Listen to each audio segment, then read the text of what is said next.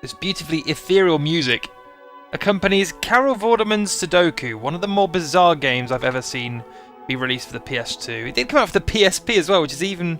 Well, I don't know, I say it's bizarre.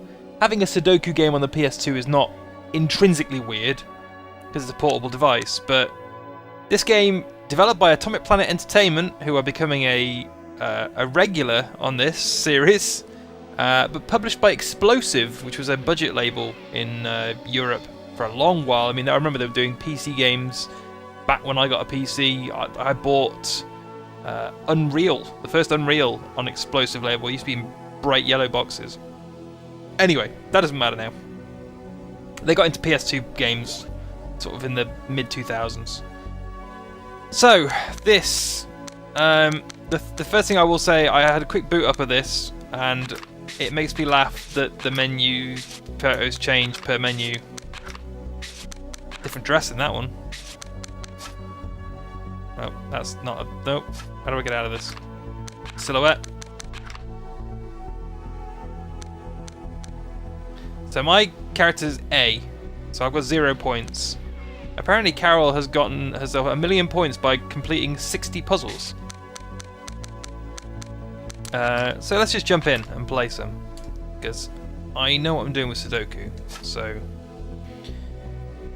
we've got a grid, and I'm going to attempt to play Sudoku. Okay, so one can go there, so let's drop that in there. Okay, so you're going to hit X and then you just drop a number in. This works alright. I'll go there. You can use the analog stick as well, but I think the D-pad probably a better fit for this sort of thing. Right.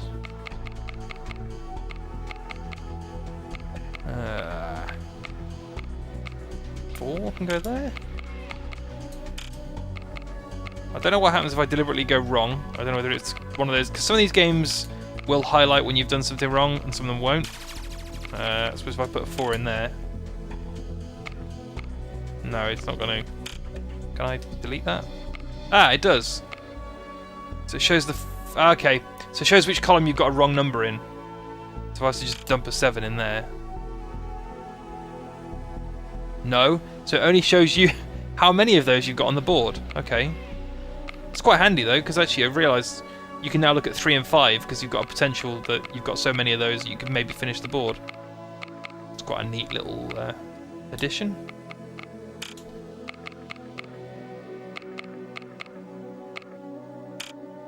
You may think I'm being facetious, but I actually genuinely do like...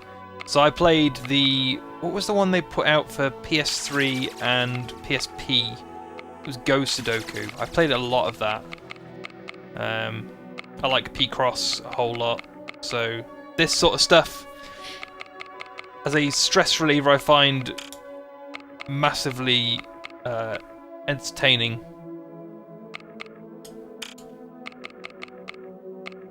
The ethereal music's a little bit off-putting, but it's better than silence, I guess. 2 there. 2 there. 2 there. 6. But it seems like a decent engine. It's not overly fussy, but it's also not getting in my way. 7 can go there. 8 can go there. 7. Okay, so 7 can go there. And 8 can go on that one. 5. 3. Yeah. 7. 8. So yeah, this is one of those games that I would say is totally functional. It's not really there to blow you away, and it's probably not for me anyway, in terms of an audience. I've received 1,307 points. So that puts me in 5th place now? I guess maybe the time factors in to your score. It doesn't really describe how you get the score. Yeah, look at that. Fastest time. So let's just... What's career? Ooh, okay. Let's do some puzzles. Okay. So this has got a timer counting down, so I need to do it within 22 minutes. So that's a 9. And that one's a 9 as well.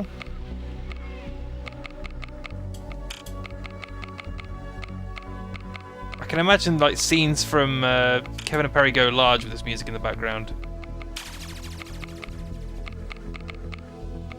Which is probably a very specific reference at this time, considering it's 2018, not 2001. What we got left? 6 and 7. 6 can go there, 7 can go there. The thing that did amaze me when I booted... Well, the problem is, when I get these games, especially developed kind of budget in the UK, I always check the discs to make sure they are DVDs and not the blue kind of purpley CDs. This one is on a DVD. So the next thing I did was put it in the computer and see, okay, how big is the files on this? Could it have been on a disc? And no, it's over a gigabyte. Which I found amazing until I realised there is some full motion video on this disc, which we'll get to. But I want to wring as much Sudoku enjoyment out of it first. What am I doing? 169.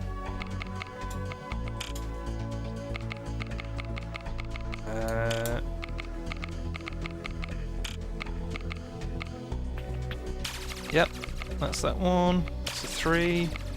That's a 3. That's a 3. Where's the one I'm missing? Is it there?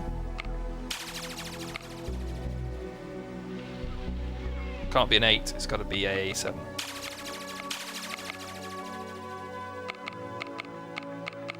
How many 8s am I missing? 1 8. That actually, you know what? That thing on the side is really handy. Because I can tell you that 9 is the next one I need to look at without having to look around the board. 9's got to be up here, isn't it? So 6 and 7 is kind of the next stab. That could be a 6. That could be a 2. Ooh, almost complete rows up here. That's got to be a 4. That's got to be a 2. That's got to be a 5. That's also got to be a 5. That's also got to be a 5.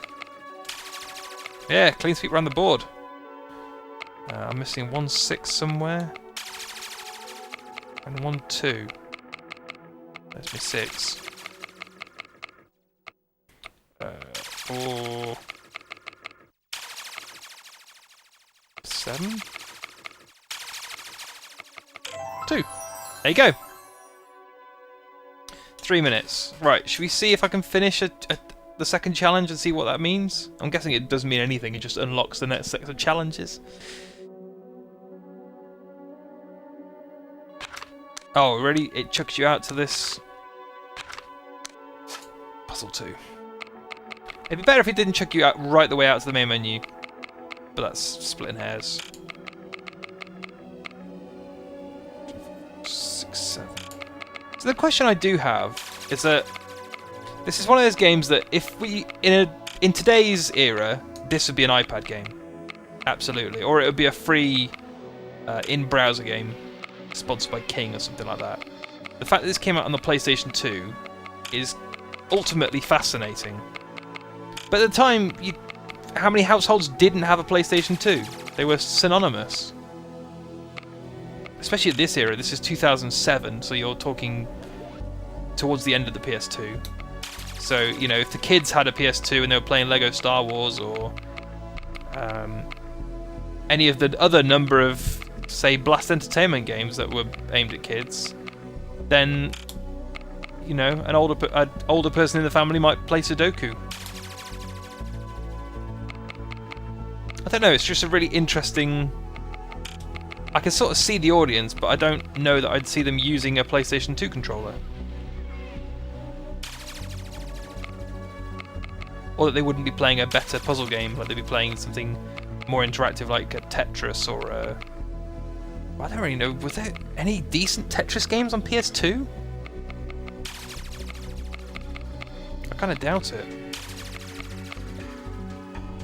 Right, I'm going to rattle through this as quickly as possible and we can have a look at some of the other modes. And some of that sweet FMV. That's what we're all here for. We're not here to watch a man play Sudoku to himself. Well, I'm here for that, but none of you lot are.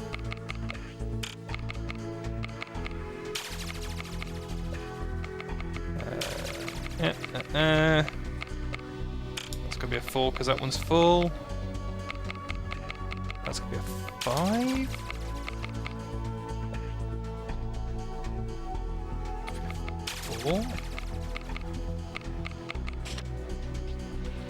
Oh, I didn't mean to do that.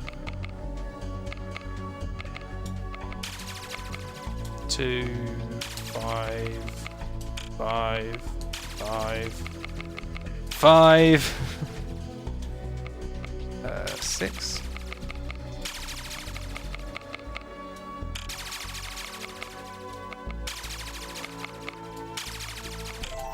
There we go. You've just progressed to yellow belt.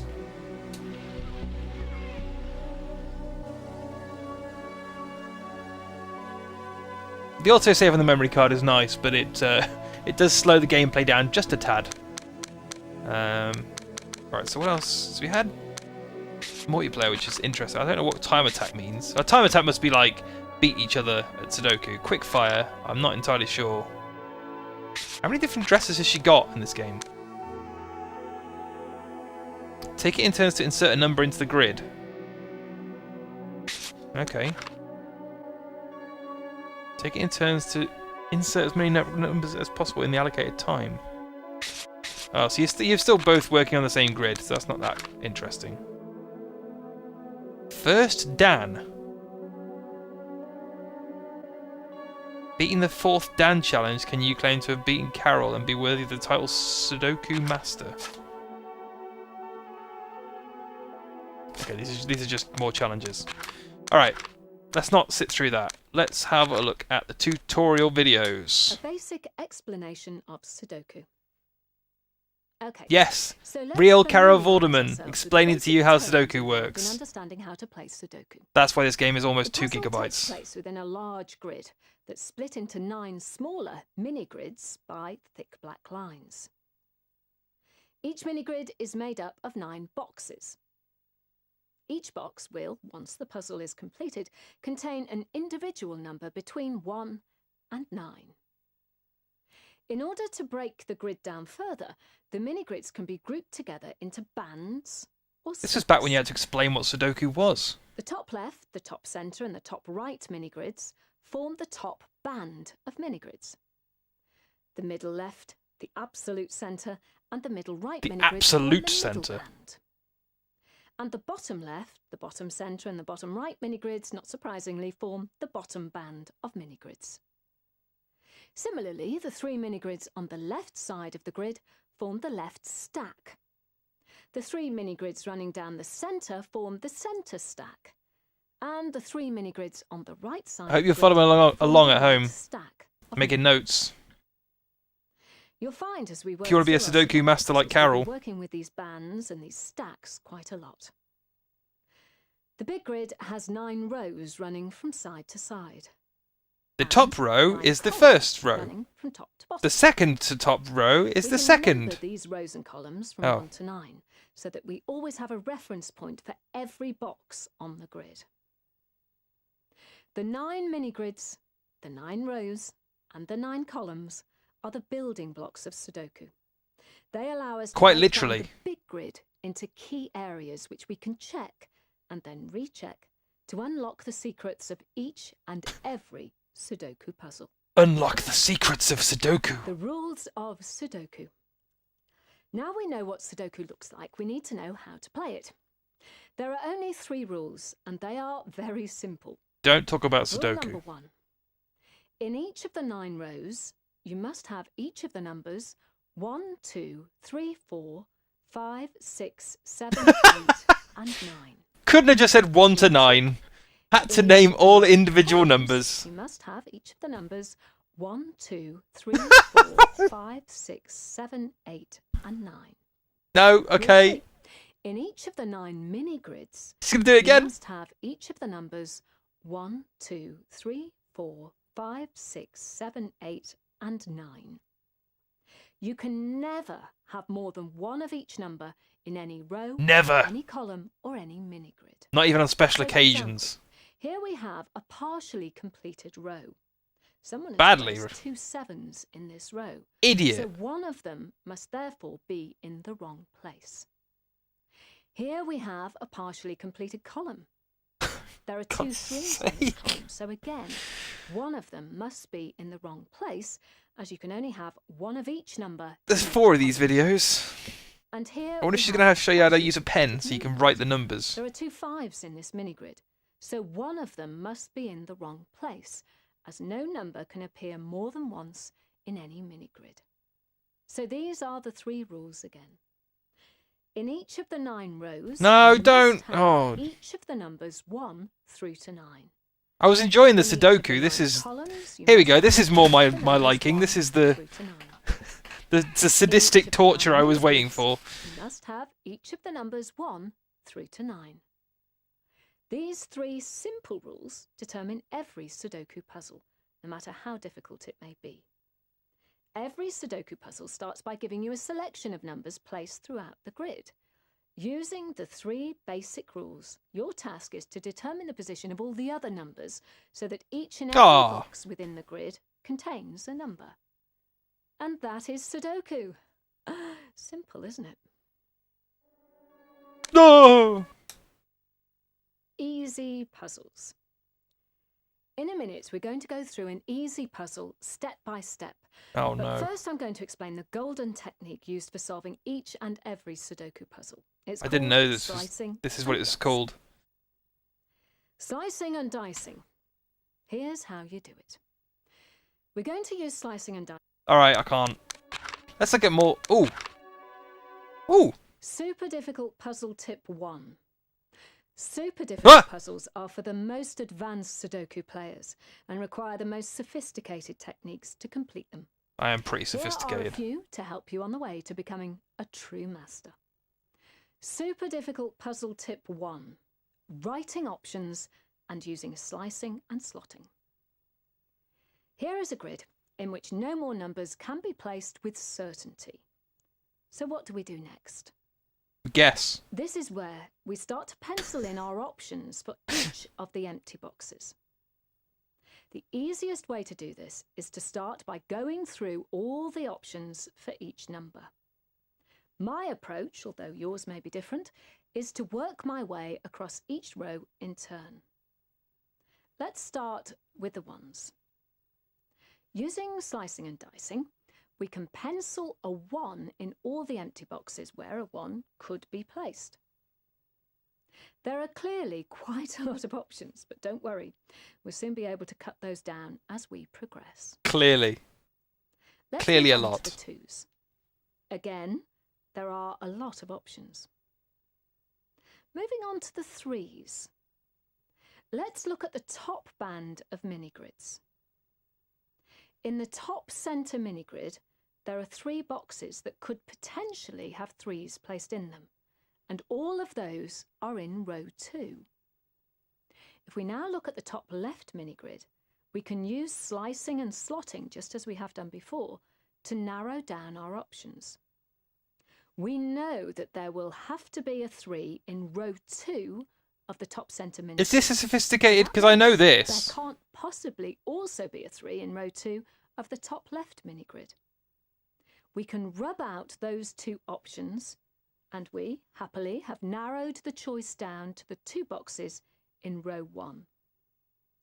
This is a fantastic way of eliminating Fantastic potential numbers way. while you're still entering options, and it stops the grid becoming too jumbled. Super difficult Well, puzzle tip 2. I mean, that's Carol Vorderman Sudoku. In this grid, I've already entered. What's tip 6? What's the most complicated tip she can give us? Super difficult puzzle tip 6. Triplets. Now we're going to look at triplets. And to keep things simple, we're going to concentrate on the middle right mini-grid. But let's imagine that all the options for all the numbers have been penciled in all over the grid. Using triplets is very similar to using twins, but the clues aren't quite as obvious. Looking at column 8 in the grid, we can see that the middle 3 boxes share the number options 2, 4 and 5. Even though these 3 boxes don't each have all 3 of the numbers penciled, they are still triplets, as these 3 numbers will have to be placed in these 3 boxes. Because these 3 boxes also occur in the same mini-grid, we can rub out all the other penciled options for those numbers in that mini-grid. That immediately gives us an 8 to place in row 6. That means we can rub out the penciled 8 in the box above, which means that box must contain number 1. As with twinning, we aren't So you do need to use penciling rather than just guessing. But they have helped us to eliminate options elsewhere in the grid, making themselves very useful. Look out for them in rows, in columns, and in mini-grids. Well, so now it's finally time to get stuck into some super difficult puzzles on your own. You'll need to combine all of the techniques you've learned to crack these puzzles. But if you manage it, you are on the road to Sudoku riches. Well, the way YouTube monetization's going, I don't think riches are going to be coming anytime soon. That is Carol Vorderman Sudoku. Also, I don't make any money out of monetization. It's a totally functional thing. You can't really complain about it. It's a bit odd that it exists on. Ooh. But yeah, it's just these are all just variations on Sudoku. So yeah, that's Carol Vorderman Sudoku. That's pretty decent. Yeah, I guess what was I expecting? Was I expecting it to be non-functional?